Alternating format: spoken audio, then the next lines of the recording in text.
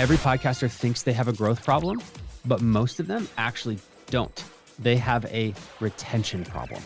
What is the biggest lever at the moment for you to grow the show? People are like, lead with value, make sure your content is valuable. But I always struggled with, what does value mean? Like, how do I know if content is valuable or not? What was really helpful for me was when I replaced the word valuable with useful.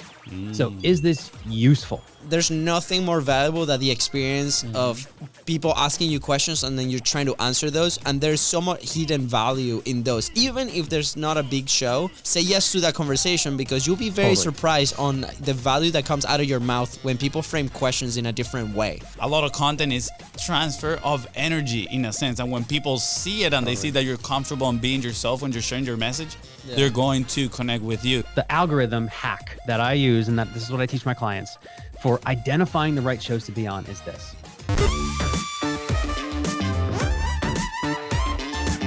Let's go. What's I'm ready. up? I am so ready. I have like 5 shots of caffeine already. But anyways, today, guys, we have a very special person. Like I mentioned earlier, we met at a live event in Orlando. And let me tell you, this guy is tall. Very tall. I'm also very tiny, but that's not the thing that impressed me. The thing that impressed me is that he is making 2.5 million macaroonies, dollars, that is. Yeah, he's produced 2.5 million his show, macaroonies. which is crazy, right? He also helps a ton of entrepreneurs with podcasts and grow their audiences to 60% per month and monetize it today, which is awesome, right? And he has a ton of case studies, which we'll dive in just a second. And also the most impressive thing, also for me personally, because I'm trying to get rid of my dad bod, is he lost about 100 pounds. So if those go together and we can produce podcasts and make money and lose weights, hey, it's a win for me. So there we go. Fonzie, anything else you want to add in there? Bring him on. Guys, please welcome the one and only, our dear friend, and I'm sure Content is Profit Hall of Famer, Kevin. Oh, there we go, Kevin. Let's go. Way to butcher the intro, Luis. Oh my goodness. What an intro. My gosh. That's tough to live up to. It's putting me in the Hall of Fame before we even have the interview, fellas. I don't know. Yeah. Maybe we should wait till after the interview first. I love it. You're too humble, Kevin. I'm going to say this. I actually bought a little machine that prints, the little names, like labeler. I'm going to have to put it in here because every time my brother is pressing the wrong button, he's like, yeah, let's bring it on. I'm like, dude, that's the wrong button for like the third episode in a row. Bring them on. Yeah, that's right. So my brother went to plug the computer because, planning, of course. But Kevin, we like to start the conversation diving deep straight into, content is profit. You're pretty open in your marketing when you're publishing your podcast, and you say you've generated around $2.5 million in sales, from your podcast. I'm curious, was that's still the number? How much is that right now? And can you provide roughly maybe a breakdown of how's that being happening, right? Is that courses, sponsorships? How are you doing that? Yeah, absolutely. So it's at this point, it's somewhere over 4 years. It's somewhere between 2.5 and 3 million. I haven't looked at it recently.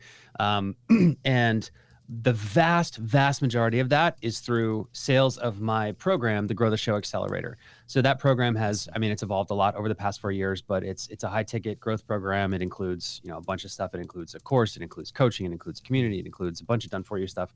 And like I said, it's had many different variations. So it's had many different price points. Yeah. But the point is that none of those sales would have been made if not for my podcast. And in fact, when I launched Grow the Show, we can talk about the history if you want, but I basically launched Grow the Show in July of 2020.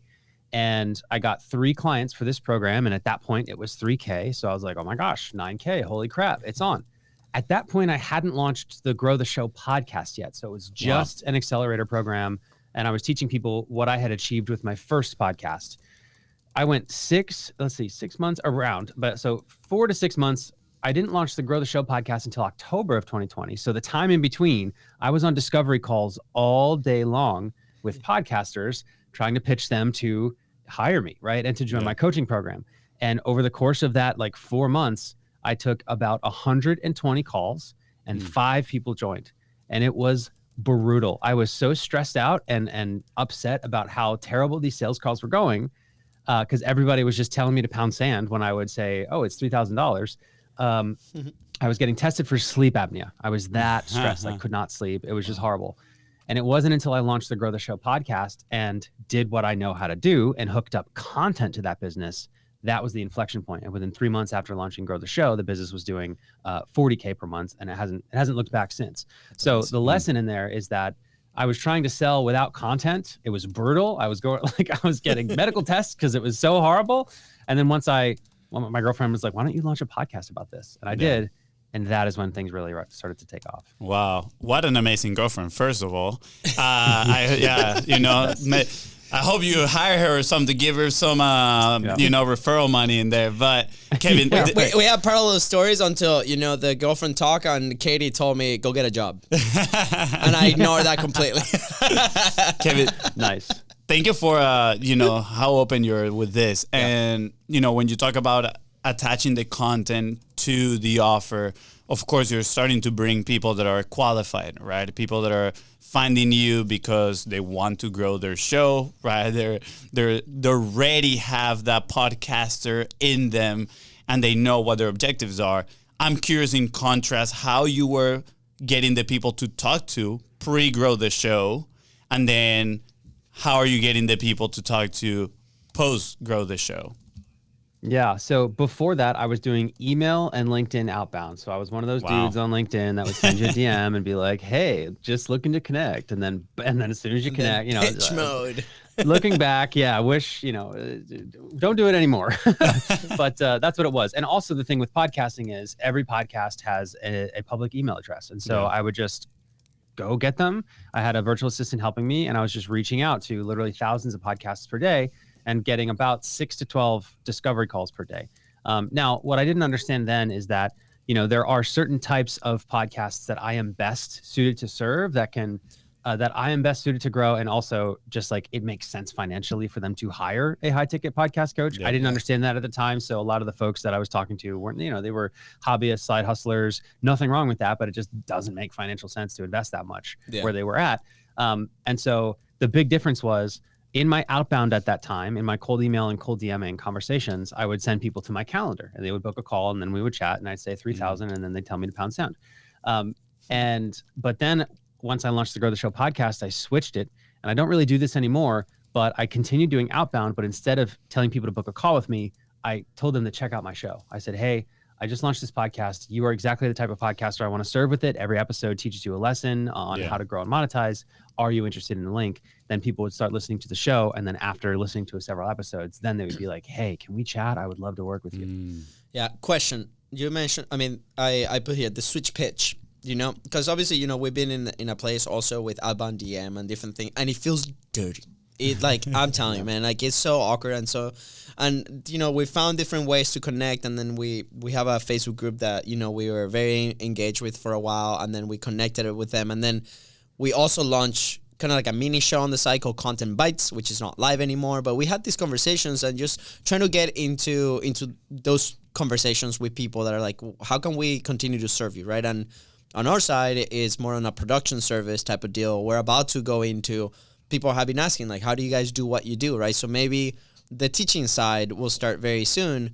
And, we don't run ads to the show or any other products that we have. Everything has been like word of mouth, referrals, people that come organically to us in those conversations. So the switch pitch, I love about doing that. Why do you don't do it anymore? Is it because you outgrew that strategy?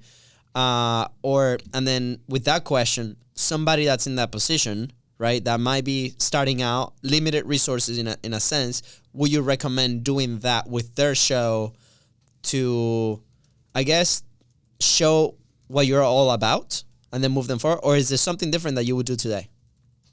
Yeah, so great questions. So the reason I stopped is, yes, I outgrew it. I eventually, the Grow the Show podcast began to become a thing that started to grow on its own because, that's what I teach people how to do, right? So I was like, why don't I just do that? So there's that. And then I also learned how to run Facebook ads. And once I learned how to run Facebook ads and how to do them profitably, at that point, I was like, yeah, I'm not doing outbound anymore. That said, and so the next question is, well, somebody who doesn't have the resources or the know how to do Facebook ads yet, maybe they don't have a podcast that is getting the attention that Grow the Show started to get, do I recommend outbound? And I'll phrase it this way. I don't think I could have done it without doing the outbound first. As much as I hated that time period and as stressed as I was, like, it was just such an absolute crash course in so many different things, a crash course in sales, a crash course in marketing, a crash course in getting people to respond, all of those things. I learned so much in that time period that I carried forward. But what's also true is that, early on, when you don't have tons of resources, content takes a while to get kicking, right? Like, you put it out there, you got to not only get good at the content, but get good at marketing the content. And that takes some time. And in the meantime, you got to eat, right? You got your girlfriend saying, why don't you go get a job, right? So, they're in the early stages, we kind of have to swallow our pride a little bit and just be like, look, I just got to get out there and get what I do in front of as many people as possible. Some people are going to tell me to not contact them anymore, and that's fine. But it's when you get that first person who says, like, who is a client, and at the end of, working with you, they're like, I am so glad that you randomly emailed me. Then you're like, okay, I'm cool with doing this more. Yeah, absolutely. I love it. Kevin, this is what I love and hate at the same time about podcasting is that the more the conversation goes, I can see so many routes that we can take with this conversation. Yep. And it's part of the podcast. I have to sacrifice some of them. So right now I'm thinking, which question should I sacrifice? Where do I want to take this? Obviously, based actually in one of the podcast episodes that you recorded, I think fairly recently with the guy that runs Social Proof, you talk about having that persona. Who's that person that you want to help and keep that person, focus in mind. So I'm making the decision of the next question based on that, right? What is the next step that the person that is listening to the show with you right now would want to take? And I think the one that comes to mind is, what is the biggest lever at the moment for you to grow the show? You mentioned you run Facebook ads, but I don't know if that is specifically for your offer or if you actually run Facebook ads for your show as well. Or are you doing any other sort of activity behind the scenes, right, that is the biggest lever for the growth of your show? Yeah. So what I found is that today, right now in 2024, there are 3 levers that are working really well. And what I recommend to podcasters is to pick one of them to really go all in on and get it working, and not try to get all 3 of them working. Because a big mistake that I see, and then I don't blame an early podcaster for, is that they try to do all of them at once. They try to, they think, I'm going to try all of these strategies, and whichever one works, I'll do. But that's actually not how it works. It's not going to work until you commit, like, I'm going to do this one strategy and I'm not going to stop doing it until it works, because the news is they all work. So if you're hearing my voice right now and you're a podcaster and you've caught yourself saying that strategy doesn't work, I have news. It does. They all work. The question is, can you get it to work? Can you learn the skill of getting it to work for your show? So, and then real quick, I want to put a bookmark in one thing before I tell you what those 3 strategies are. The other thing that I see is that every podcaster thinks they have a growth problem, but most of them actually don't. They have a retention problem. They have an issue keeping the listeners that they get. And so I've seen podcasters who they have 100 downloads per episode, and they're like, man, my audience is just stuck at 100. It's the same 100 people. I'm like, actually, no. You probably have about 10 to 20 people listening in every episode, and you're doing all this stuff to try to grow the show. But my news for you is that stuff is working. It's just you have 80 people every week who's cycling out. They press play on your show. It's not that great. They're like, okay, no, they don't come back next week. So while it looks like you're stagnant, there's actually a huge hole in the bucket that is your audience, right? So I just wanted to note on that before, because I'm happy to talk growth strategies, but number one, I'm like, look at completion first, make sure your show is good. And so do you want me to go into the 3 strategies, or do you want to talk more about that? Absolutely. I love this. And then we don't have to go into the bucket, because we talked about this in the show multiple times, right? We obviously talk on the sales environment, but it's like, to increase sales was the first thing that you got to do. We got to control the leak of the bucket, right? And that's interesting. Maybe if we have some time at the end, maybe we can go into small tactics on, like, how do you actually find that out? Because that has been one of the things that we've noticed with the people in the studio, or like in general, right? The education gap on the podcasting platforms can be pretty wide, Totally. pretty big. So it's like, well, how do I actually find out if they're actually the same 100 people or different 100 people, right? So maybe after the levers, we can go into that. Or, you know, we can send people your way and then they can learn from you. Sure. But Absolutely. I'm stoked about the levers. Let's go. Yeah. Okay, cool. So there's 3, and I generally recommend them in this order, but you don't have to do them in this order. And if you don't like one of them, don't do it. So it's okay. Like, you don't have to do any of them. Like, because people are always just like, but I don't want to do that. I'm like, great, don't pick one of the other ones. So the first one is social media. But there's most podcasters that I come across get promoting their podcast on social media wrong because they're trying to promote their podcast on social media. What do I mean by that? Well, when you're trying to promote your podcast on social media, what your posts usually look like is it's a headshot of the guest that you've had, some corporate headshot that's really not that great and kind of grainy, and a little bit of branding on top of it. And it says, you know, a big like episode 175. And then it says new episode now with Dr. So-and-so. I was so honored he came on the show, link in bio. And it's like, you are trying to promote your podcast on social media. The thing is, people are not on social media to consume promotional content. They don't like that. That content is not good. They don't see that and they're not like, man, I'm really glad I saw that post today. What they think is, oh my God, that's so annoying. And they scroll past it faster than their brain even registers, which then tells the social media algorithm, just whatever you do, don't show this post to anybody. And that's why when you're in that position, you get no likes, no shares, no comments, no engagement, and you're like, social media doesn't work to promote a podcast. So that's where most people are. When you learn how to use social media to promote a podcast, it's a different feel, right? You're posting on a regular basis. Folks are getting joy out of the social media content itself, and then they're asking you, how do I listen to this? Where can I find this episode? And the key distinction, the key difference is that you don't want to use social media to promote your podcast episodes. You want to use your podcast episodes to participate on social media. What do I mean by that? I just said that to you, right? I just said this little nugget, right, of knowledge. So what I would recommend to you guys is, instead of saying, hey, just had Kevin on Content is Profit, it was a great episode, go listen now. It's instead, hey, I learned a new strategy for how to grow a podcast on social media this week. And here it is. Don't promote, participate. Add a little bit in the post about what I'm telling you now. And then at the end, you can say, by the way, I learned this from Kevin Chemidlin, who came on Content is Profit this week. He dove way more in detail on how to execute this. If you want to hear that, let me know. I'll send you the link. In that case, you are providing social media content that is actually useful and entertaining by itself, and not just, again, somebody's horrible headshot, right? You don't need to show just the same picture of me that everybody posts. Yeah, right? Like that people know you just screenshot it from their expanded LinkedIn profile picture. Right. No, but and we've already seen that a million times. I'm like, damn, this is, and it's starting to get grainy because everybody's screenshotting it so much. But that's the difference. And when you do it that way, like, I've seen clients who have absolutely exploded their show. I had one client who launched a podcast in September, and she participated on TikTok. She launched a podcast about her favorite book series with her sister, and they just hopped on TikTok, which TikTok was talking, it's Book Talk. It was talking about this series of books. And within 3 months, they got 1 million downloads on their podcast, and they both quit their jobs and shut down their businesses to do their podcast full time. So, and that virtually exclusively came from just, instead of promoting, they participated. They entered the town square and just started posting good content that people like. Yeah.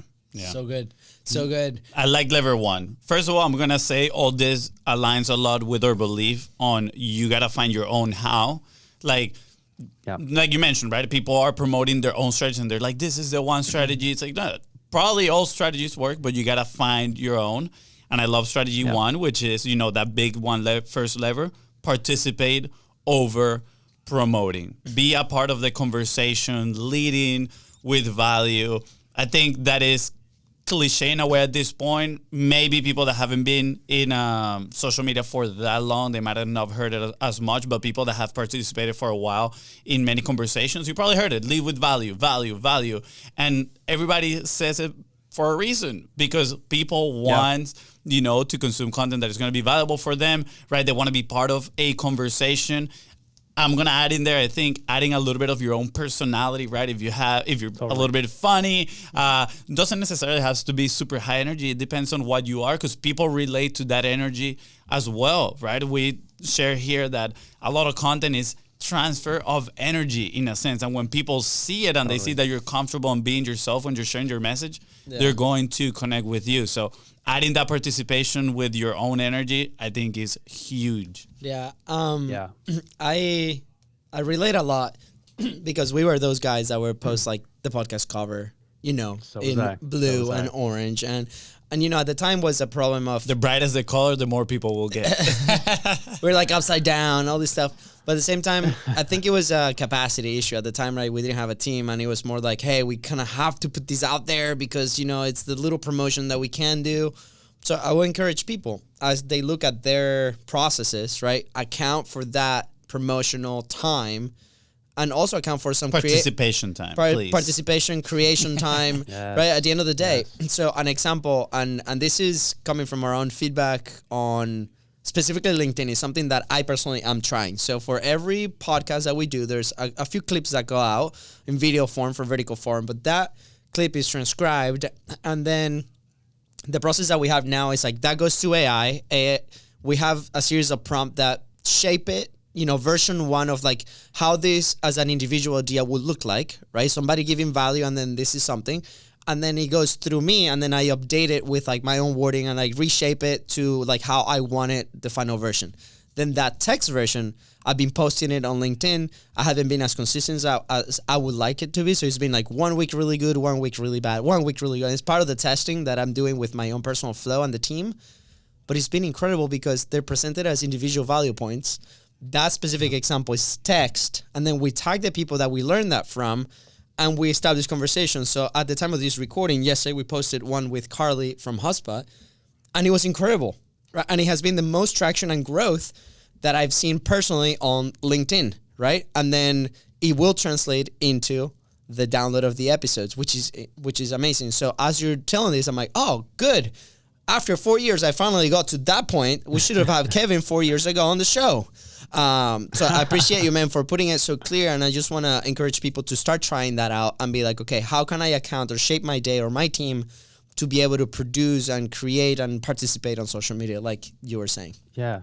If I could just add to that, I'll add 2 quick little things that'll be helpful before we move on to lever 2, which is if you're one of those podcasters who's in that situation, which we've all been in, where it's like, I don't have time to just like spend all my time on social media to promote this thing. There's 2 things to keep in mind. Number 1 is we put a lot of pressure on ourselves to take a hour-long podcast and create 25 pieces of social media content from it, because gurus like me are up there like, you got to repurpose, you got it, right? But if all you do is put out one piece of content, one piece of social media content from your podcast that is valuable, you will likely, as you've experienced, get more out of that one post that's really good than out of 25 posts that are super mid. And the other thing that I'll add is that I know that like when I was learning this, because I heard that too, I heard what you said, where people are like, lead with value, make sure your content is valuable. But I always struggled with, what does value mean? Like, how do I know if content is valuable or not? And what was really helpful for me was when I replaced the word valuable with useful. So is this useful, right? So if you post a headshot and it says link in bio, is that piece of content right then and there, with nobody takes any extra action, is consuming that piece of content really useful? That isn't. And I would say, like, it's not useful to just know that you guys put out a new episode next week. What's useful is to learn what you learned in the episode that week. So that's the little hack that really helped it click for me, is everything out there, make it useful. And that's when you start to get that organic reach and growth. Yeah. So you better know that I'm going to be sharing this as a useful piece of information for, promoting the podcast. This actually reminds me of the episode we did with Chris Doe that we were talking about selling. And he mentioned, you know what? I actually don't like to use the word sell. I like to reframe it and change the word sell for help. And I feel the same vibe right now from you, which is, I don't really like to use that much the word value, but useful. And I think it's a great filter, questions that you get to ask yourself after you create a piece of content to determine, should I actually put this out into the world, yes or no? Because like you mentioned, right, value is very subjective, but I think useful, of course, is subjective to people's circumstances, but I think it has a little bit more of straight up focus on the person that you're trying to help and that persona that you're trying to help move one step closer towards their goal. So when you ask yourself after creating something, is this useful? If the question, is this useful? Can they use this in the next day or two? If the question is yes, absolutely press enter and put that piece of content out into the world. Yeah. All right. So what is lever 2? I'm excited. Yeah, absolutely. So lever 2, this is the one that I have found to be the best bang for your buck, where you get the most growth out of the least amount of time, because social media is awesome, but it's also fairly linear, right? Every week you got to put out a post, put out a post, put out a post. This one is can be exponential in growth, number 1. Yeah. And number 2, it's, in my opinion, the most efficient. And that is what I'm doing right now, collaborating and appearing on other podcasts. Now, I know a lot of folks have heard this. A lot of podcasters like, yeah, I know, I need to collaborate. And what I hear is folks are like, I tried that already. I was a guest on other shows and I didn't get any growth from it. And like, it didn't really work, blah, blah, blah, blah, blah. So what I found is that most people who have tried guesting on other shows, it didn't work for them for a few reasons. And that's because you have two like different avatars for people who tried and failed with guesting. Avatar number 1 is they sent 5 pitches.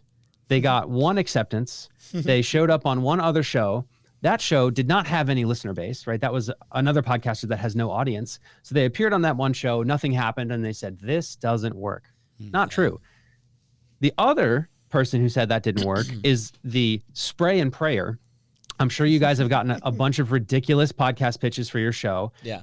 Pitches that are in no way relevant to content or profit, right? Yep. And it's like, this person clearly did not read. Like, clearly my email showed up in a huge list of 100,000 podcasts, and they had their assistant email all of them and say, I was someone who came from nothing and got cancer and then beat the cancer and became a billionaire. I would love to share my story with your audience. Like, come on. Or they would like, we listened to Content's Profit and we love this episode with this person. And then we respond, well, that's great. What was your favorite part of that episode? And then we'd never hear back from them. Exactly. Right. So you got all these folks that are doing tons of volume, and I credit that. They're getting it done, right? Like, they're sending tons of pitches. But number 1, they're not reaching out to targeted shows. They're not reaching out to the podcasts that you know for sure has the right listeners already listening to them. They're just going all over the place. And then the second thing is, when you take that much of a volume approach and you don't qualify which podcasts you're pitching, the ones that you get yeses from are, again, the shows that don't have any downloads. The more audience a podcast has that you pitch, the harder it is to get on the show, right? The less they respond, the more hoops you got to jump through, the more competition there is, because everybody's trying to be on that show. Yeah. So I found that, like, when I send pitches, if I hear back from the creator right away and they just send me their Calendly link, I don't automatically disqualify them. I don't judge them, but I'm like, ooh, that person probably doesn't have a huge audience because there's clearly no competition to be on the show, right? Yeah. Interesting. So the algorithm hack that I use, and that this is what I teach my clients for identifying the right shows to be on, is this. If you're a show that has guests, right? So you guys have had countless guests on this show. Mm-hmm. What I would do is have a virtual assistant research every other podcast that your previous guest has been on. So for me, you have your virtual assistant go and research all of the shows that Kevin Chemidlin has been on. And I've been on like 20 in the past week, right? So then you look at all those shows that I've been on, because odds are if I was on your show, then I was probably on other shows related to content and profit. And also, odds are, if you respect me enough to have me on your show, I probably am, I've already done the work to vet the shows that are worth being on. So then you get that list. You're like, look, Kevin has been on 30 podcasts in the past year that are related to content and profit. Yeah. You can use Raphonic or Listen Notes to see, a little bit more details about the show. And then when you pitch them, here's the 2-part pitch hack. Number 1, don't throw the pitch. Don't go straight for the jugular in the first email. You're not like, what's up? I love your show. Here's my pitch. You should feature me in my story. It's you reach out and you say, hey, I came across you because you featured Kevin Chemidlin on your show, and so did I. Isn't he awesome? Just curious. How do you prefer to receive podcast pitches? So in the first email, instead of just sending the pitch and sending an email to which the answer needs to be, yes, I will have you on my show, or no, I will not have you on my show, which everybody just doesn't answer that because they don't want to make the decision right then and there. Yeah. You simply ask, how do you prefer to receive pitches? And then usually one of 3 things will happen. Either they will say, I don't want to pitch, right? So they just tell you no right then and there. And it's like, great. Now you don't have to like research their episodes and stuff, right? Because they already said no, 4 things. Or they won't answer. Great. I didn't waste tons of time doing tons of research about their show. They didn't answer me. Or they will either say, you're in the right place. Send your pitch here. What do you have in mind? Or they'll send you to a form. Yeah. And generally the bigger shows will have some sort of intake process, and then you're in, right? You are now in their official process. So that is the big difference. And that is how I recommend folks get featured on other podcasts. If you shoot to get featured on 4 per month, averaged out across the year, so 50 per year, I promise you, your show is going to grow way faster than it is now. Yeah. Oh. Was it the breadcrumbs theory that we talked about a while back? I love this, man. Like, and you know, we've noticed it on our side.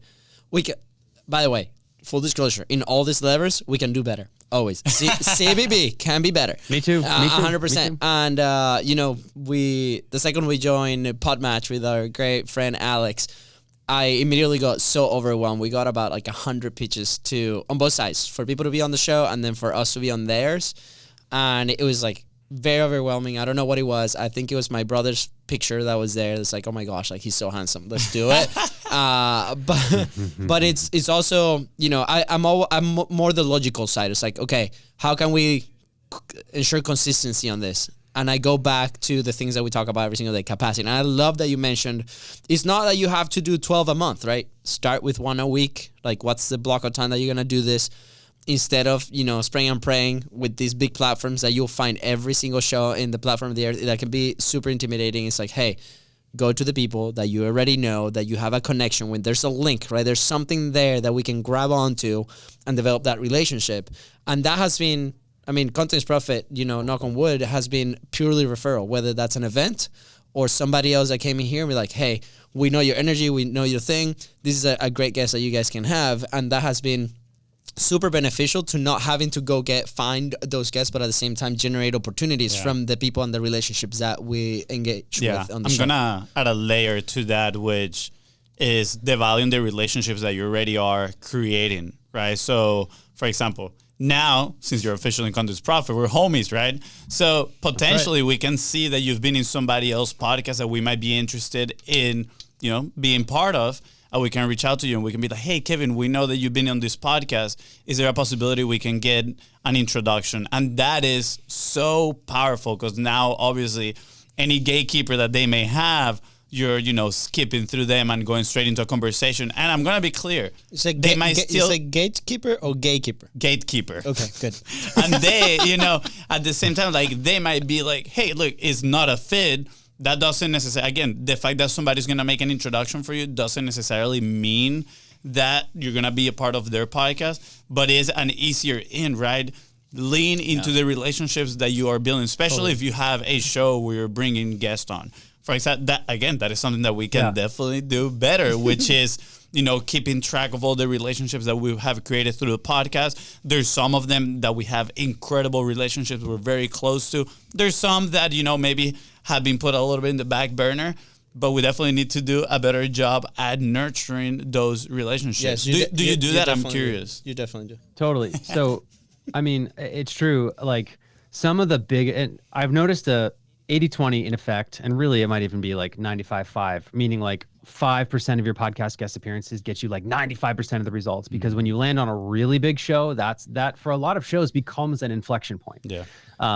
And again, those big shows, like the big names that we all recognize, like they have a process, they're booked out way in advance. It's super competitive to be on the show. And there's a couple that I'm going to be on later this year. I can't share them yet. I'm not going to share them until the interview is done. No exclusive on Contents, bro. Come on, Kevin. Yeah. This is why there's we a couple of brought big you. names. I know. This is the one thing. I give away everything, but this is the one thing that I got to hold just, you know, close to the chest until it, because I don't want to jinx it. But there's two creators who I know that you guys and everybody hearing my voice right now knows their names, and I've been officially invited on their show, and it's scheduled out. Like the interview's like 8 months from now. It's crazy. Wow.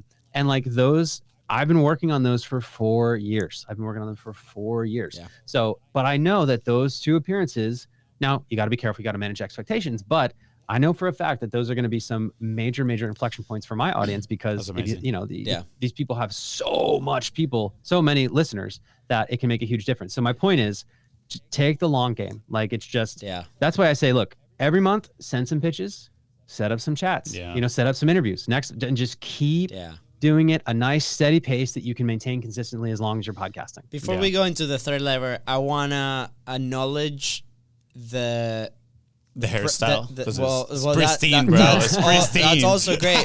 What is it too distracting? Should I? Man, what her products are you using? Because clearly, Fonzie, you want a hair like that because you keep bringing it up. What's going on? But okay, wait. I mean, for people to enjoy the journey of guesting as well, man. Like there's nothing more valuable than the experience of people asking you questions and then you're trying to answer those, and there's so much hidden value in those. Even if there's not a big show, say yes to that conversation, because you'll be very surprised on the value that comes out of your mouth when people frame questions in a different way. And we've had that with many people in our show and us guesting as well. We're like, what? Did I just say that? That sounds great. Yeah. Guess what? To the point that now we are writing a book on a concept that we share on one of the interviews, because we started diving deep and deep and deep. And the person was like, man, like, this is so good. And they published so many books and be like, we're going to help you do this. And again, like, what opportunity incredible path that we can achieve by doing the reps. Yeah, one of my favorite quotes lately, definitely recency bias, but one of my favorite quotes at the moment is, I don't know what I'm thinking until I write it. And it's the same with podcasting. It's like, I don't know what I'm thinking until I say it, until I word it. And at the very early stage, I think it's very beneficial to say yes to a lot of conversations, because it's going to help you work through your own concepts. Maybe if you have, own frameworks, like my brother said, those questions that they're asking you, they're going to help you develop those in a very unique way that is going to help you differentiate yourself in the market, right? And when you finally get to the big shows, right, or the bigger shows, you're going to have a good message that people are going to be able to resonate with, and they're going to say, I want to know more about Kevin. Let me go to grow the show and listen to more of what he has to say. Yeah. So definitely you got to put the reps. Yeah. All right, Kevin, to close out the show, third lever, you cannot leave us without it. I love it. And then after the third lever, you have a surprise for everybody listening, right? I'm assuming. Totally. So we'll get into that. So bring it up. Open. So, give us everything. This might be a little anticlimactic. Maybe I should have gone with this first. And the reason I qualify that is because this third lever is the one that I currently am the least experienced with, and then I am very much learning right now. But what I can absolutely say is that some of the most unbelievable podcast growth that I have seen over the past years has come from this lever, and that is YouTube. Yes. So, yeah, podcasting is, I was telling you guys before we started recording, I very much came from an audio background. I was an audio-only podcaster for since 2018, and it was really only last year, 2023, that I was like, all right, I think I got to figure out this video thing. And the reason I did that, and I honestly resisted it for a long time, because I heard everybody around me online saying, podcasters have to do video. You are missing out. You must be on video. And I was like, no, you don't.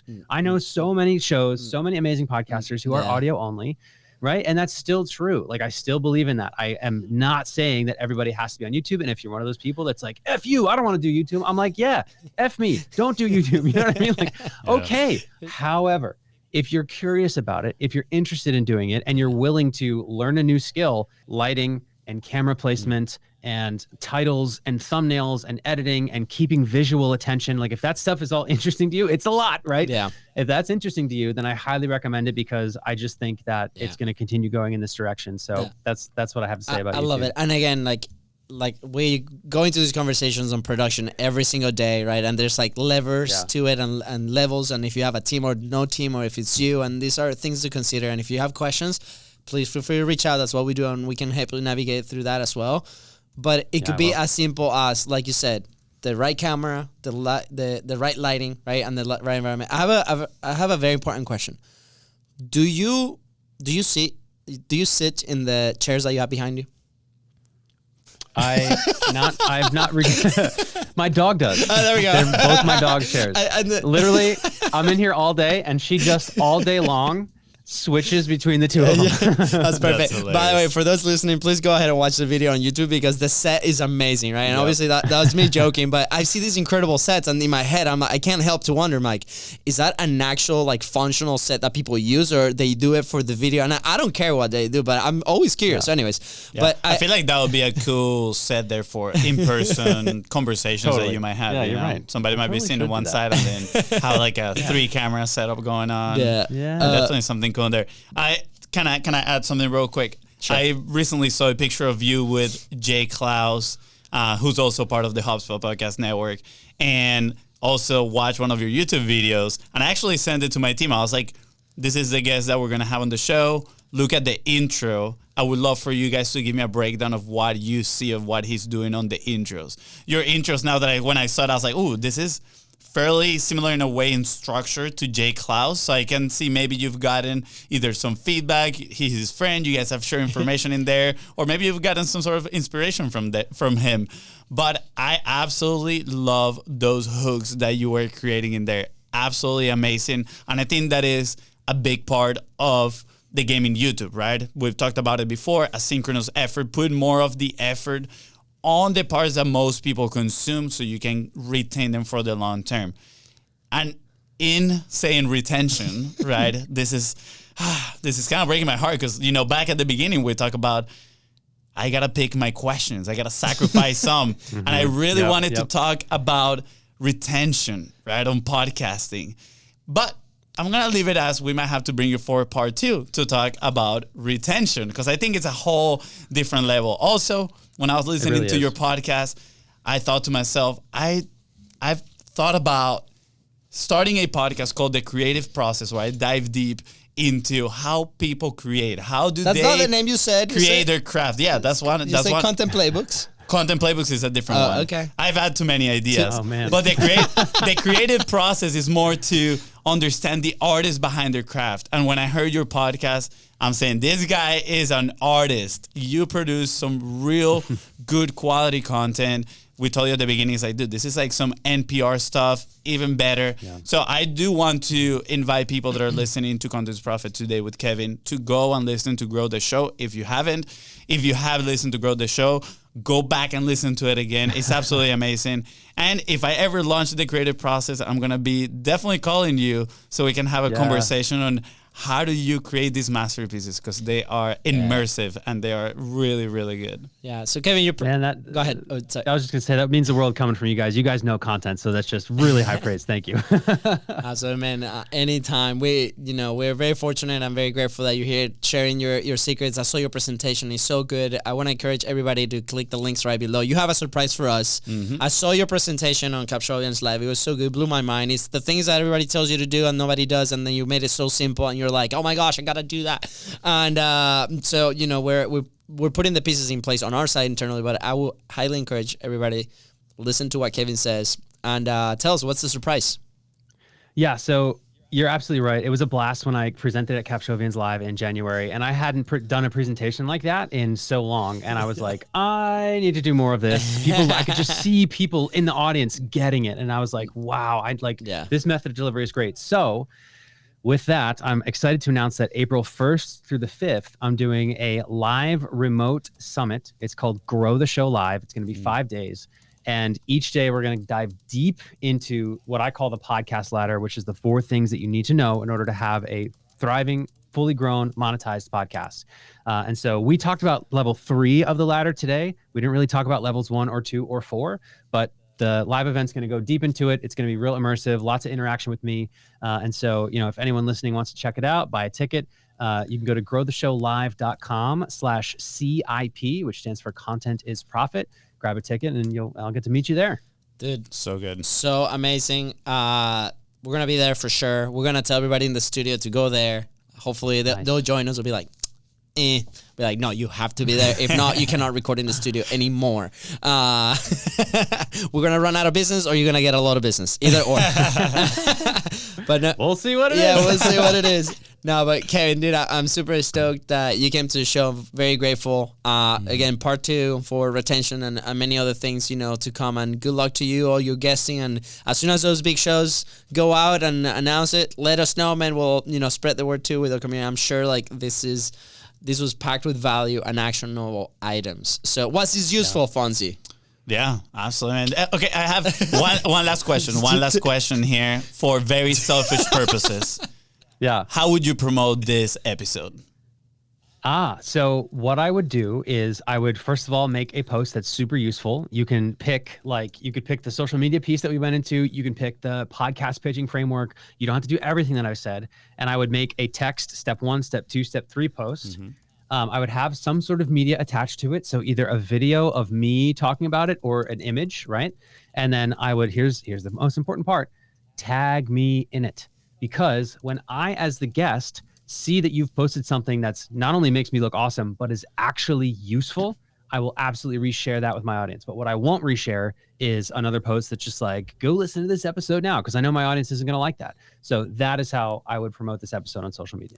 Love it. Love it. That's so cool. All right. We got the playbook. We got the playbook. On. I want to see it next week. Let's go. Yeah. Kevin, is there anything else that you want to add before we head out? No, guys, we covered it all. You guys are too kind for having me. So just thank you so much. Dude, thank you. And then if you guys want to get the hairstyle routine as well, make sure you slide into Kevin's DM. Come to Grow the Show live. That'll be the bonus Yes, training after the live session. We'll do a live hair Let's session. go.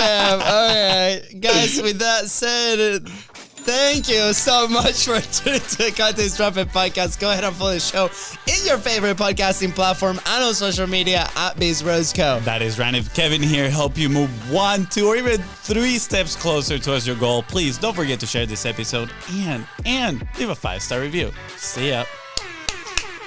Let's go. Bye, guys.